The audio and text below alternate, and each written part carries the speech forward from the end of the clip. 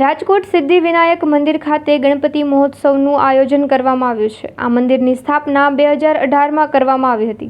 દાદાની મહાઆરતી કરવામાં આવી હતી। આ સાથે દાદાને મોદકનો થાળ પણ ધરવામાં આવ્યો હતો તેમજ ગણપતિ દાદાને અનોખો શણગાર પણ કરાયો હતો, જેમાં બહોળી સંખ્યામાં ભક્તોએ દર્શનનો લાભ લીધો હતો।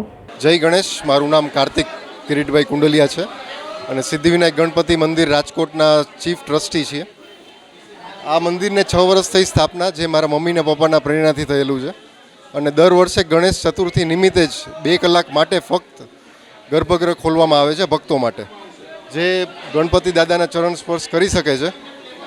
અને આ 10 દિવસ આ પ્રસંગ ચાલે છે, પણ આજના દિવસે જ માત્ર 2 કલાક માટે જ આ ઓપન કરવામાં આવે છે ભક્તો માટે।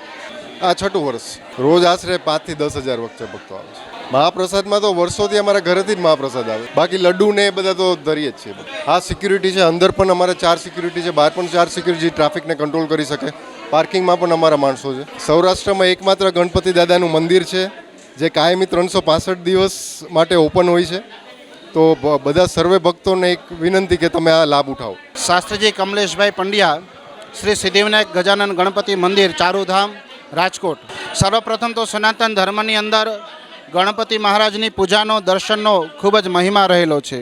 ગણપતિ શક્તિથી, ગણપતિ ઉર્જાથી માનવ માત્રના જીવનના દરેક પ્રકારના વિઘ્નો દૂર થાય છે। એટલે આપણે આદિકાળથી સનાતન ધર્મની અંદર ગણપતિ મહારાજની પૂજા કરવામાં આવે છે।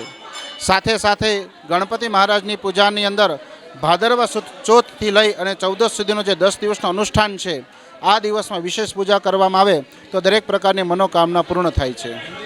આ મંદિરના નિર્માણની પાછળ એક રોચક કથા રહેલી છે કે આ મંદિરના નિર્માણના દાતા શ્રી કિરીટભાઈ કુંડલિયા, કે જે જયંતિભાઈ કુંડલિયાના સુપુત્ર, તો કિરીટભાઈ કુંડલિયાના ધર્મપત્ની, જેમનું નામ છે ચારુબેન, એમને એક વખત સંકલ્પ આવ્યો, મનમાં વિચાર આવ્યો કે મારે ગણપતિજીનું મંદિર બનાવવું છે।